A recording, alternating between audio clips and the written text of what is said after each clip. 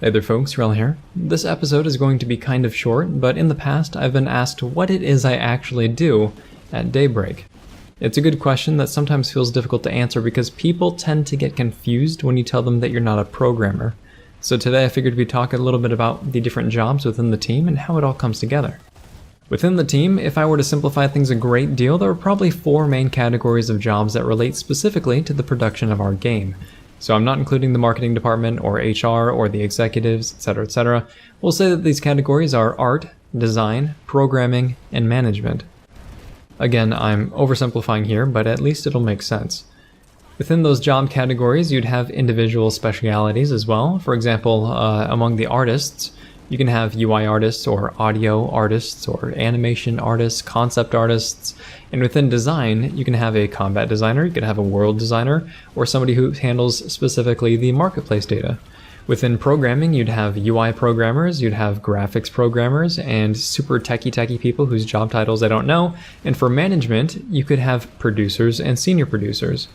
An easy way to break down the categories would be that, for example, if our team wanted to put a new shield into the game, the design team would first write up the design and say, this is what we want the shield to do, here's the role that it's going to fill within the game, and this is how big it's supposed to be, this is where it's going to go.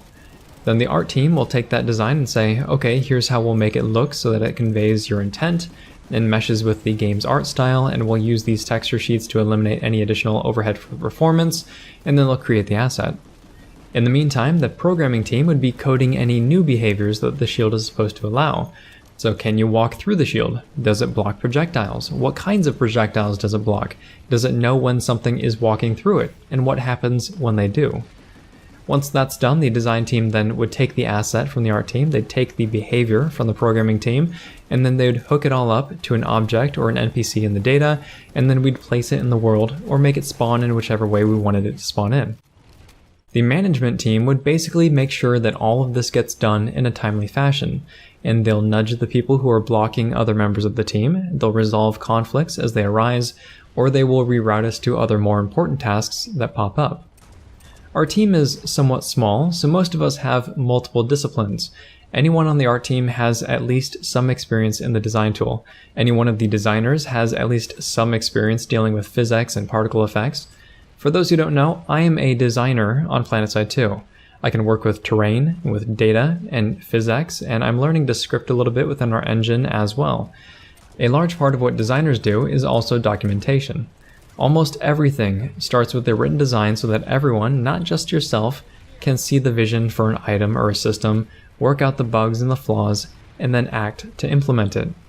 Designers are basically the glue that keeps everything together. There is no part of the game that we do not touch at some point. And we do so using the tools available to us, or dealing with the raw data where it makes sense to do that.